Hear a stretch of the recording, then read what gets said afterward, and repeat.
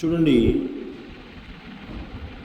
ఆమోసు పరిచయం చేస్తున్న ప్రవచిస్తున్న కాలంలో అమధ్య అనే ఆయన మరి ఆమోసు చేస్తున్న పరిచర్యకు వ్యతిరేకంగా విరోధముగా మరి ఆనాటి కాలంలో ఉన్న యెరోబోము రాజునకు ఒక వర్తమానం పంపిస్తూ ఉన్నాడు.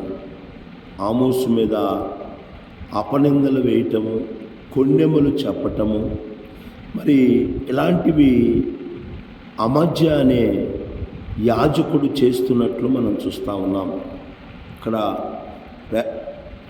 రాజైన మరి యెరోబామునకు వర్తమానం పంపుతున్నాడు. ఏంటంటే, రాజా, నీవు ఖడ్గముతో చంపబడతావని, ఇశ్రాయేలు ప్రజలు చెరగొనిపోతారని అని ఇలాంటి మాటలు ఆమోసు మాట్లాడుతూ ఉన్నాడు అని, ఇవి దేశము సహింపచాలనివని మరి అమధ్య మాట్లాడుతున్నట్లు మనం చూస్తూ ఉన్నాం.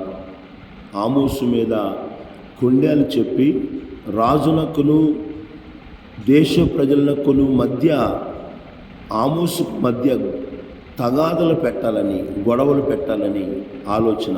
కొండెములు చెప్పుట అంటే చాడీలు చెప్పుట అంటే వెనకాల మాట్లాడటం, ఇతరుల గురించి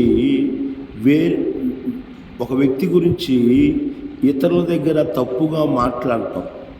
ఏం బిడ్డారా, ఈనాడు ఎక్కడ చూసినా కానీ ఇలాంటి కొండలు చెప్పేవాళ్ళు మరి అది ఉద్యోగంలో కావచ్చు, వ్యాపారంలో కావచ్చు, సేవా జీవితంలో కావచ్చు, పని స్థలాల్లో కావచ్చు, అనేకులు ఇలాంటి ఒకళ్ళ గురించి ఒకరు తప్పుగా చెడుగా మాట్లాడి కొండలు చెప్పటం, చాడీలు చెప్పటము. దీనివలన ఏంటి సమస్య అంటే, ఐక్యత చెడగొట్టాలని, రెండోది సంఘములో విభేదాలు సృష్టించాలని, మూడోది ఈ యొక్క కొండలు చెప్పటం అనేది దేవునికి ఇష్టము కాని ప్రవర్తన. కనుక దేవునికి ఇష్టము లేని ప్రవర్తన మనం ప్రవర్తించకూడదు. చూడండి, దేవుడు ఈ కొండలు చెప్పేవాళ్ళంటే దేవునికి ఇష్టం లేదు, అసహ్యము, హేయము అనే విషయాన్ని మనం గుర్తుంచుకోవాలి. ఎందుకు ఈ కొండలు చెబుతున్నారంటే విభేదాలు సృష్టించడం కోసమే, దేవుని బిడ్డలారా, ఐక్యతను పాడు చేయటం కోసమే అనే విషయాన్ని మనం గుర్తుంచుకోవాలి. ఒక వ్యక్తి గురించి ఇతరుల దగ్గర తప్పుగా మాట్లాడటమే కొండలు చెప్పడం. అందుకనే గుర్తుంచుకోవాలి, దేవుని బిడ్డలు కానీ ఎవరైనా కానీ మరి ఇతరుల గురించి చెడుగా మాట్లాడకూడదు అని బైబిల్ చెబుతాము. కనుక ఈ ఉదయకాల సమయంలో కానీ అమధ్య అనే ఆయన ఒక గొప్ప స్థలంలో దేవుని సేవ చేస్తున్నా కానీ ఇతని బుద్ధి ఏంటంటే తగాదలు పెట్టే బుద్ధి. కొంతమందిని మనం చూస్తూ ఉంటాం, సేవ చేస్తూ సంఘస్థులకి సంఘ పెద్దల మధ్య గొడవ పెడతారు, సేవకుడికి సేవకుడికి సంఘ పెద్దల మధ్య గొడవ పెడతారు. వీళ్ళ పని ఏంటంటే గొడవలు పెట్టడమే వీళ్ళ పని, తగాదలు పెట్టడమే వీళ్ళ పని. అందుకని దేవుడు అన్నాడు, నువ్వు ఎవరి మీద తగాదు పెడుతున్నావో అవి నేను చూస్తూనే ఉన్నానని దేవుడు మాట్లాడుతూ ఉన్నాడు. చాడీలు కొండలు చెప్పడం అంటే వెనకాల ఒక వ్యక్తి గురించి మాట్లాడటం, వెనక మాట్లాడటం.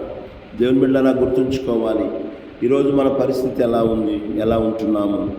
వెనక మాట్లాడి చాడీలు చెప్పి కొండలు చెప్పి పనులు ఎవరి అంటే మరి మనం చూస్తున్నాం. దానియేలు గ్రంథంలో రాజు విగ్రహాన్ని పెట్టినప్పుడు అక్కడ అందరూ విగ్రహాన్ని పూజిస్తూ ఉంటే, రాజు మాట వింటూ ఉంటే కల్దీలలో కొంతమంది వచ్చి మరి రాజు దగ్గర మరి దానియేలు, షడ్రకు, మిషకు, అబేద్నెగోల మీద కొండలు చెబుతూ ఉన్నారు. కొండలు కల్దీలు లోక సంబంధమైన వ్యక్తులు, లోకంలో ఉన్న మనుషులు ఇలాంటివి చెబుతారు. నేటి కాలంలో కూడా క్రైస్తవ సంఘాలలో కూడా ఈ చాడీలు చెప్పే గుణం ఉందండి, కొండలు చెప్పే గుణం నేటి క్రైస్తవ సంఘాల్లో కూడా. ఇదెంతో బాధాకరమైన విషయం. అందుకని అపోస్తలుడైన పౌలు కొరింథీ సంఘానికి కొరింథీయులకు రాసిన 2వ పత్రిక 12వ అధ్యాయము 20వ వచనం కూడా మనం చదివినట్లయితే 20వ వచనంలో అపోస్తులైన పౌలు కొరింథీ సంఘముతో మాట్లాడుతూ ఉన్నాడు. ఆయన ఆ సంఘంలో ఎలాంటి వ్యక్తులు ఉన్నారంటే కొన్యాలు చెప్పే వ్యక్తులు ఉన్నారని పౌలు అక్కడ తెలియజేస్తున్నట్లు మనం చూస్తూ ఉన్నాం. ఎందుకనగా ఒకవేళ నేను వచ్చినప్పుడు మీరు నాకు ఇష్టలుగా ఉండరేమో అనియు నేను మీకు ఇష్టలుగా ఉన్నాయేమో అనియు ఒకవేళ కలహమును అసూయను క్రోధమును కక్షలను కొన్నెములను గుసగుసలను ఉప్పుగుడ్డలను అల్లరలను ఉండునేమో అనియు. ఎక్కడున్నాయి కొన్యాలు చెప్పుకుని గుసగుసలు చెప్పుకుని ఇవన్నీ ఎక్కడున్నాయంటే సంఘంలో ఉన్నాయంట, కొరింథీ సంఘంలో. ఈనాడు కాలంలో కూడా అనేకమైన సంఘాల్లో మరి చాలామంది వ్యక్తులు వారు మరి గ్రహించక మరి ఇలాంటి బుద్ధిహీనతతో వాక్యం చెబుతుంది, బుద్ధిహీనులు కొన్యాలు చెబుతారంట, బుద్ధిహీనులు. కనుక దేవుని బిడ్డలారా, ఆ ఉదయకాల సమయంలో మనం గుర్తుంచుకోవాలి, కొరింథీ సంఘములో ఎలాంటి పరిస్థితులు ఉన్నాయంటే చాడీలు చెప్పుకునే వ్యక్తులు చాలామంది ఉన్నారు. ఉదయకాల సమయంలో గమనించగలుగుతున్నావా? కొరింథీ సంఘానికి మించిన సంఘాలు నేటి కాలంలో ఉంటున్నాయనే విషయాన్ని మనం గుర్తుంచుకోవాలి. ఒకళ్ళ మీద ఒకళ్ళు చాడీలు చెప్పుకోవటం, ఒకళ్ళ మీద ఒకళ్ళు కొండేలు చెప్పుకోవటం, ఒకళ్ళని వేరుపరచడం, ఐక్యత పాడు చేయటం, కలహాలు సృష్టించటం, గొడవలు పెట్టడము, తగాదులు పెట్టడము, ఇలాంటివి నేటి క్రైస్తవ సంఘాలలో కూడా ఉండటం ఎంతో బాధాకరమైన విషయం అండి, బాధాకరమైన విషయం. ఈ ఉదయకాల సమయంలో గమనించాలి దేవుని బిడ్డలారా. అమధ్య అనే ఆయనకి తెలిసింది ఏంటంటే గొడవలు పెట్టడమే తెలుసు. కొంతమందికి గొడవలు పెట్టడమే తెలుసు అండి. గొడవలు పెడుతూనే ఉంటారు, తగాదులు పెడుతూనే ఉంటారు, కుటుంబాల్లో కానీ, సంఘాల్లో కానీ, సమాజంలో కానీ, ఎక్కడైనా కానీ, ఉద్యోగ స్థలాల్లో కానీ, పని స్థలాల్లో కానీ వారు కొన్యాలు చెప్పి, లేనిపోని చాడీలు చెప్పి తగాదులు పెట్టే వ్యక్తులుగా ఉంటారనే విషయాన్ని మనం గుర్తుంచుకోవాలి. ఈ పని ఎవరిదంటే ఆనాడు బైబిల్ గ్రంథంలో కల్దీలు అనే వాళ్ళు ఈ పని చేశారు. కొన్నేళ్ళు చాడీలు చెప్పి గొడవలు పెట్టారు. రాజునకును షడ్రక్ మిషక్ అబేద్నెగోలకు గొడవ పెట్టారు. బైబిల్ గ్రంథంలో మరి ఒక విషయాన్ని ఈరోజు మనం జ్ఞాపకం చేసుకుందాం. యోబు గ్రంథము 1వ అధ్యాయము 11వ వచనాన్ని మనం చదివినట్లయితే అక్కడ దేవునికిని అపవాదికిని మరి మధ్య ఒక సంభాషణ జరుగుతున్న సమయంలో అపవాది చేస్తున్న పని ఏంటంటే, చూడండి దేవుని బిడ్డలారా, 1వ అధ్యాయం 11వ వచనం మనం చదివినట్లయితే, అయినను నీవు ఇప్పుడు నీ చెయ్యి చాపి అతనికి కలిగిన సమస్తమును మెత్తిన ఎడల అతడు నీ ముఖము ఎదుటనే దూషించి నిన్ను విడిచిపోవును అని యెహోవాతో అనగా. దేవుని బిడ్డలారా, ఒక సమావేశం జరుగుతున్న సమయంలో దేవదూతలతో దేవుడు సమావేశం చేస్తున్నప్పుడు, సమావేశం కలిగి ఉన్నప్పుడు ఆ సమావేశంలోకి అపవాది వచ్చింది. అపవాదితో దేవుడు మాట్లాడుతున్నాడు. అపవాది, ఎక్కడి నుంచి వచ్చావు నువ్వు అంటే, భూలోకంలో అటు ఇటు తిరుగులాడుచూ వచ్చానంటున్నాడు. అపవాది పని ఏంటంటే అటు ఇటు తిరగటమే. గుర్తుంచుకోవాలి దేవుని బిడ్డలారా, అపవాది పని ఏంటంటే అటు ఇటు తిరుగుచు. చూడండి 7వ వచనము, నీవు ఎక్కడి నుండి వచ్చితివని వాడిని అడగగా అపవాది భూమి మీద ఇటు అటు తిరుగులాడుచు అందులో సంచరించుచు వచ్చితినని యెహోవాకు ప్రత్యుత్తరం ఇచ్చెను. ఎక్కడి నుంచి వచ్చావు నువ్వు అని అడిగితే, భూలోకములో ఇటు అటు తిరుగులాడుచు సంచరించుచు. దేని బిడ్డలారా గమనించండి, ఉదయకాల సమయంలో అపవాది పని ఏంటంటే ఇటు అటు తిరగటం. కొంతమందిని చూస్తూ ఉంటామండి మనం జీవితాలలో, ఎక్కడ ఒక స్థిరమైన స్థలంలో ఉండరు, ఇటు అటు తిరిగే వ్యక్తులుగా ఉంటారు. అపవాది పని అండి అది, అటు ఇటు తిరగటం. ఒక దగ్గర స్థిరంగా నిలిచి ఉండే స్థితి చాలామంది జీవితాల్లో ఉండదు. అటు ఇటు తిరుగుతూ ఉంటారు, ఆ ఇంటికి తిరుగుతూ ఉంటారు, ఆ వ్యక్తుల దగ్గరికి ఈ వ్యక్తుల దగ్గర తిరుగుతూ ఉంటారు. ఎందుకంటే తిరిగే పరిస్థితి, నిలకడలేని స్థితి. అపవాదిది కూడా నిలకడలేని స్థితినండి. నేటి కాలంలో అనేకులు కూడా నిలకడలేని స్థితిలోనే ఉంటున్నారు. గమనించండి దేవుని బిడ్డలారా. అప్పుడు దేవుడు అంటున్నాడు, నా సేవకుడైన యోబు గురించి నువ్వు ఆలోచించావా? యోబు యథార్థవంతుడు, న్యాయవంతుడు, ప్రార్థనాపరుడు, దేవుడంటే భయభక్తులు కలిగిన వాడు.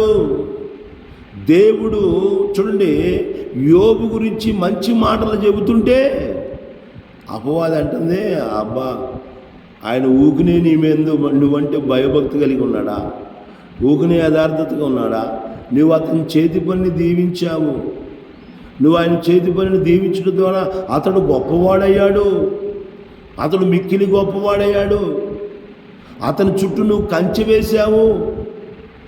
దేవుని బిడ్డలారా, తన ప్రజల చుట్టూ దేవుడు రక్షణ అనే కంచెను ఉంచుతాడు. గుర్తుంచుకోవాలి. నీ చుట్టూ ఒకవేళ నువ్వు ఒంటరిగా కనపడవచ్చు, కానీ నీ చుట్టూ దేవుడు, నీవు దేవుని బిడ్డవైతే, దేవుని వెంబడించే వ్యక్తివైతే నీ చుట్టూ దేవుడు కంచెను ఉంచుతాడు, కంచె వేస్తాడండి. అపవాది చెబుతున్నాడు, అతని చుట్టూ కంచె వేసావుగయ్యా, అందుకే నువ్వంటే భక్తిగా ఉన్నాడు, అందుకే నువ్వంటే యథార్థంగా ఉన్నాడు, అందుకనే నువ్వంటే న్యాయవంతుడిగా ఉన్నాడు, అందుకనే నువ్వంటే భయభక్తులు కలిగి ఉన్నాడు, అందుకనే ప్రార్థన చేస్తున్నాడు అని లేనిపోని మాటలు చెబుతా ఉంది యోబు గురించి. అప్పుడు దేవుడు మాట్లాడుతూ అంటుంది, అయినా కానీ ఇప్పుడు ఆయనకున్నవి మొత్తం నువ్వు తీసివేస్తే ఆయన నిన్ను మొఖాన్ని దూషిస్తున్నాయా. చాడీలు చెప్పడం, కొండాలు చెప్పడం, ఇతరుల గురించి చెడుగా మాట్లాడటం. యోబంత భక్తి గలవాడేం కాదు, యోబంతా మరి భయం గలవాడే వ్యక్తి ఏం కాదు. నువ్వంటే యోబంతా యథార్థవంతుడేం కాదు. నీవు ఆయనకి ఇచ్చావు కాబట్టి నువ్వంటే భక్తిగా ఉంటున్నాడు. ఉదయకాల సమయంలో గమనించాలి దేవుని బిడ్డారా, ప్రభుని వెంబడిస్తున్న మన జీవితాల్లో దేవుడు ఇచ్చినందువలన మనము ఆయనంటే భక్తి కలిగి ఉంటున్నామా పరిశీలించాలి. అందుకని అపవాది అంటుంది, ఆయనను నీవు ఇప్పుడు నీ చేయి చాపి అతనికి కలిగిన సమస్తమును మొత్తిని ఎడల అతడు నీ ముఖము ఎదుటనే దూషించి నిన్ను విడిచిపోవునని యెహోవాతో చెప్పగా, దేవుని దగ్గరికి వెళ్ళి యోబుకిని దేవునికి మధ్య గొడవ పెట్టేలాగా మాట్లాడుతూ ఉందండి. గొడవలు పెట్టే పని ఎవరిదంటే అపవాది పని. అపవాది పని చెడగొట్టడం, విడగొట్టడం, వేరు చేయటం. దేవుని బిడ్డారా, అపవాది చేయాల్సిన పనులు నేటి క్రైస్తవ సంఘాల్లో కూడా రావటం అనేది ఎంతో బాధాకరమైన విషయం అండి. గమనించగలుగుతున్నావా? ప్రభుని వెంబడిస్తున్న నీవు ఎలా ఉంటున్నావు? అపవాదికి సంబంధించిన వ్యక్తిగా ఉంటూ ఒకరి గురించి ఒకరికి చెడుగా చెబుతూ కుటుంబాలను పాడు చేయటం, కుటుంబాలను విడగొట్టడం, అన్నదమ్ములను విడగొట్టడం, అక్కచెల్లెలను విడగొట్టడం, సంఘస్థులను విడగొట్టడం. అమధ్య కూడా మరి దేవుని సేవ చేస్తూనే ఉన్నాడు, కానీ అతనిలో ఉన్న బుద్ధి ఏంటంటే కొన్నేళ్ళు చెప్పే బుద్ధి, తగాదలు పెట్టే బుద్ధి. యువతకాల సమయంలో వాక్యం ఇచ్చిన నా ప్రియమైన దేవుని బిడ్డలారా, నువ్వు వెంబడిస్తున్న దైవజనుడు ఒకవేళ మా మందిరం గొప్పదనుకుంటున్నావేమో, బేతేలు లాంటి మందిరంలో సేవ చేస్తున్నా కానీ అక్కడ సేవ చేసే వ్యక్తి కొన్నేళ్ళు చెప్పేవాడిగా ఉన్నాడండి. చాడీలు చెప్పటం, చెడుగా మాట్లాడటం. దేవుని ప్రజలారా, ఆ ఉదయకాల సమయంలో ప్రభుని వెంబడిస్తున్న నీ జీవితంలో నువ్వు వెంబడించే దైవజనుడు, నువ్వు వెళుతున్న స్థలంలో ఉన్న దైవజనుడు ఎలాంటి వ్యక్తో గమనించగలుగుతున్నావా? పరిశీలన చేసుకోవాలి, పరీక్షించుకోవాలి. కొండలు చెప్పేవాడిగా ఉన్నాడు, ఎలా ఉన్నాడని గమనించాలి. దేవుని బిడ్డలారా, అపవాది యోబు మీద దేవునికి కొండలు చెప్తా ఉంది, చాడీలు చెప్తా ఉంది. నువ్వు ఇచ్చావు కాబట్టి, నువ్వు దీవించావు కాబట్టి, నువ్వు రక్షణ కల్పించావు కాబట్టి, లేకపోతే నిన్ను మొఖానే దూషిస్తున్నాయి ఆయన అని చాడీలు చెబుతాము. ఉదయకాల సమయంలో అపవాది చేసే పనులు, అపవాది యొక్క పని నీవు తీసుకొని అపవాదికి సంబంధించిన వ్యక్తిగా ప్రవర్తిస్తూ ఉన్నావేమో. జాగ్రత్త. ఎవరైతే అలాంటి పనులు చేస్తారో దేవుడు అలాంటి వాళ్ళని నేను గద్దిస్తాను, చీల్చివేస్తాను అని దేవుడు మాట్లాడుతా ఉన్నాడు. మనకు దేని బిడ్డలారా చాలా విషయాలు ఉన్నాయి, చెప్పడానికి సమయం లేదు. ప్రభుని వెంబడిస్తున్న మనము ఇతరుల గురించి మంచే చెప్పాలి కానీ చెడు చెప్పే వ్యక్తులుగా ఉండకూడదని, మరి అలాంటివి దేవునికి ఇష్టం లేనివి కనుక అలాంటివి ఉన్నట్లయితే వాటిని విడిచిపెట్టి దేవునికి ఇష్టంగా ప్రవర్తించే విధంగా ప్రభు ప్రతి ఒక్కరిని దీవించునుగాక. దేవుడి కొద్ది మాటలు మనందరి వినికిడిలో దీవించి ఆశీర్వదించునుగాక. ఆమేన్.